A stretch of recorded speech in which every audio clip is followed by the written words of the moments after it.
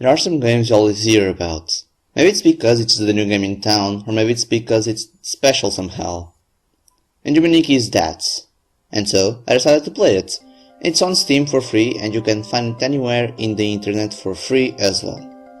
I am DreamMare, and this is the 2000Explorer series, where I go back to the 2000s era of video games to see if they have aged well, or not with our internet culture of nowadays.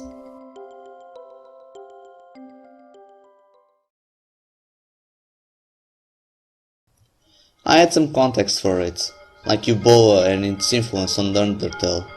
But besides those things, I went blindly. Let's go back to 2004 when it was released in 2chan. We're a girl in a room. There's a television and a console there. Also your bed.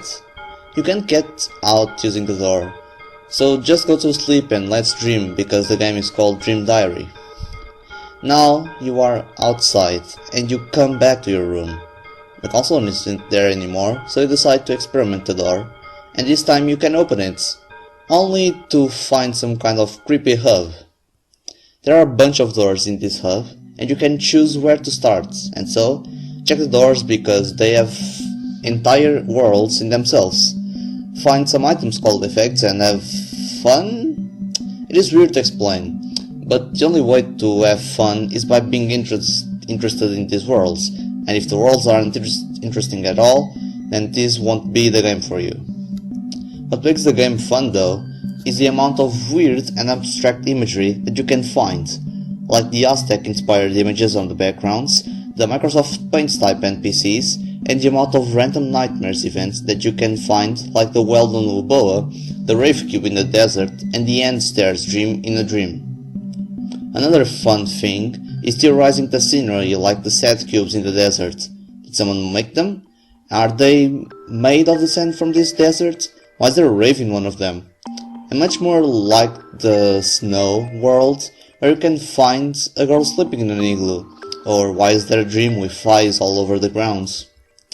Nothing gets explained, and so, a bunch of forums got topics just about those weird things. This is the reason why I don't believe a game like this would be fun nowadays. It's just too random with its visuals, and it only got popular because the game is a mystery to this day. The culture of nowadays for indie games wants more innovative games with experimental ideas and mechanics. And Yume Nikki is not that. Yume Nikki is only a game with weird imagery made in RPG Maker made for fun and experimentation of dark visual elements that made the game famous. But I'm not knocking it out, because of how simple it is.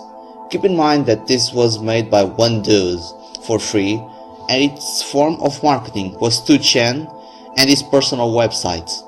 It wasn't made to attract people, but because of how internet culture and limitations at that time worked, it was perfect for the early internet culture.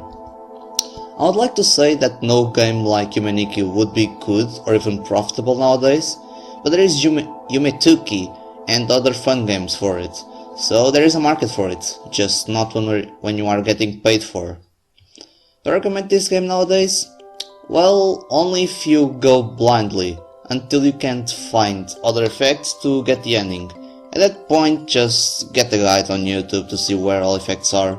Unfortunately, some are really cryptic to find on itself.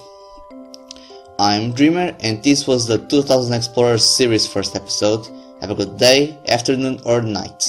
Goodbye.